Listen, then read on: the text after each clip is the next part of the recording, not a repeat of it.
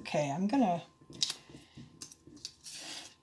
go ahead and take my Sharpie and I'm gonna darken up the tracing lines because I want to make sure I can see it through my fabric. I have a light box, but I'm not going to get that out for this demonstration. See, here's where it's not going to be perfect, and that's fine. Okay. I want to see those lines. Now, if you remember, and if you've watched my video on tightening your weaver's cloth on your frame, and I talk about drum tight, and that drum tight is actually not so much a visual as it is hearing.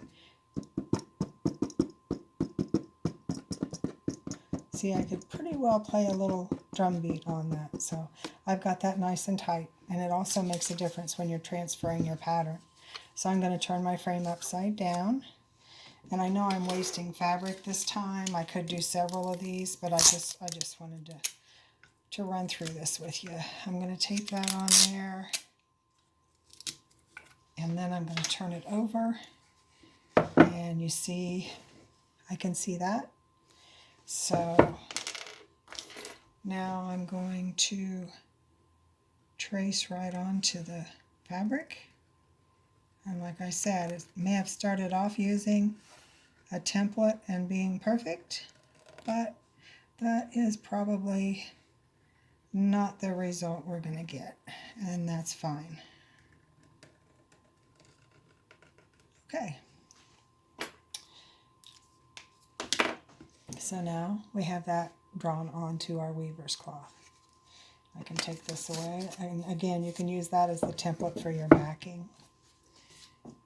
Now, in order to make things go a little bit quicker today, I'm going to grab my cover here so I don't get pricked on the corners. Okay. And this is just a little wool cutout that I did. And what I found is I use these blanket pins, and they will go right through that tight weaver's cloth, and they will hold that in place like so. And put one over here, and what you can see is on the underneath the pins just stick through, and they're just hanging in there, so that helps keep that in place. Plus it's kind of cool looking. So what I've done today is, I'm a collector of punch needles. I have probably 10 or 15 of them, and I've gone ahead with all of my collars that I've chosen, 4 collars, and I've gone ahead and loaded a needle with them. So I'm going to start off with Valdani 5. And I'm going to come in here and I'm going to punch that little diamond.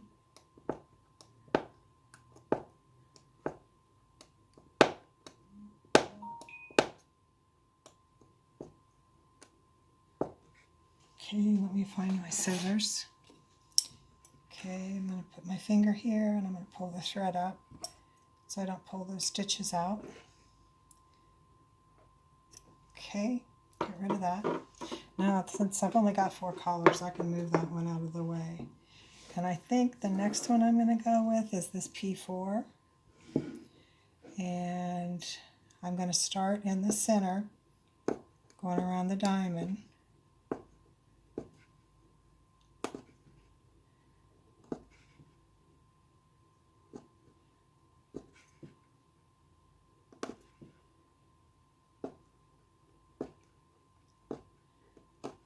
Okay.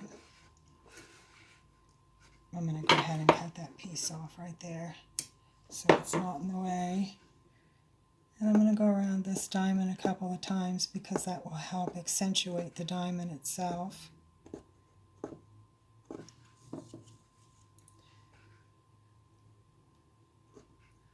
Oops, got caught on the picture up there.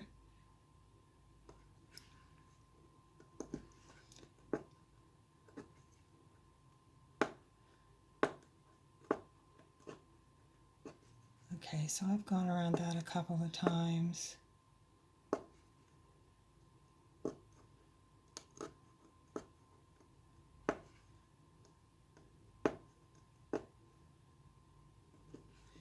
Okay, I'm going to pull that off. And now I want to go back so that I can, something didn't work right on that thread. Let's try this again.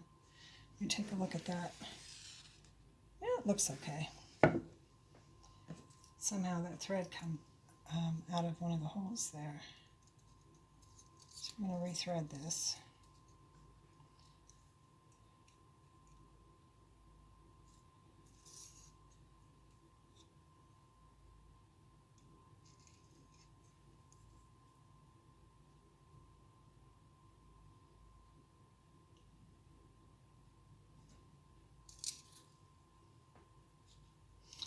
Okay. Now what I'm actually going to do is I'm going to step out here and go around the outside of the circle. Or the inside, right on the line pretty much.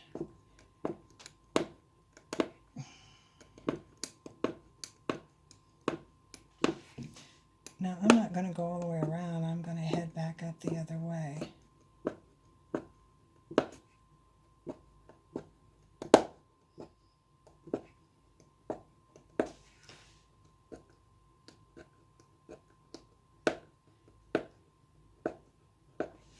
Let me pull this down here a little bit so you can actually see.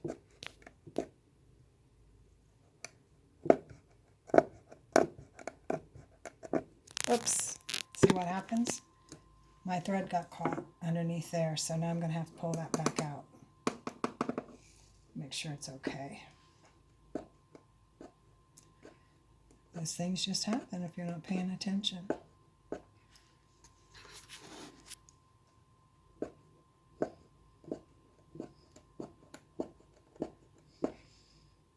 Now it doesn't matter, you know, there's no punch from the inside, punch from the outside. Because of the way I punch side to side, so I'm going to go ahead and go up this other side of this. And I wouldn't do that coming back on the inside, so when I get up here I'm going to turn and I'm going to come back on the inside over here. You see, it's not going to have any effect on how it looks from the front in actuality.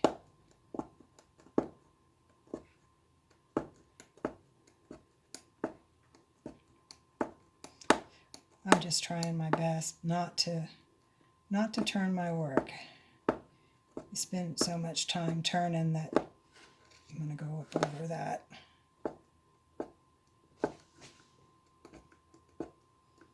And so I don't have to turn my work. I'm going to just change my position a little bit. As a matter of fact, I'm standing to do this, and I don't normally stand to punch, so that's a little different. And now that I've kind of established that this is an oval and the other is a diamond, I'm just going to start punching whatever direction I wish to finish filling this section in.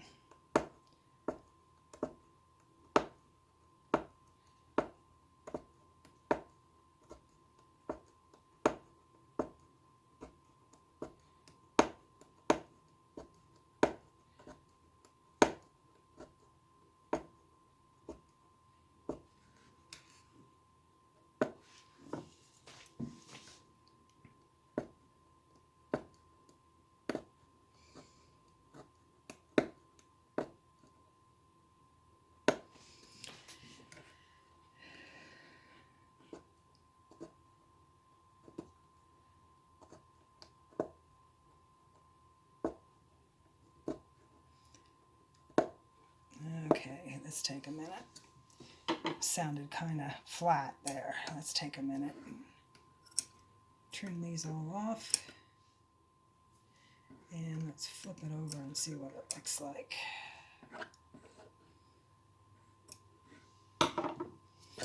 Let's move that color out of the way. Let's see what we got. Yeah, you can see I've got a couple of strings here sticking up. So what I'm going to do there is I keep this little old Pretty Punch, and I don't ever cut those off. You want to get in there and you want to do everything you can to just push them back down through the bottom, back through the fabric. Otherwise you'll get some discoloration in your pattern there, and You won't like that.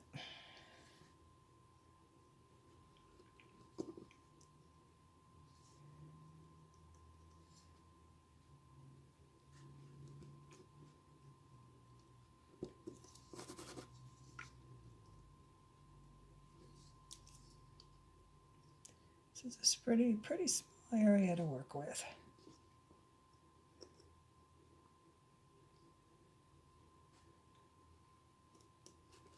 My eyes are not what they used to be.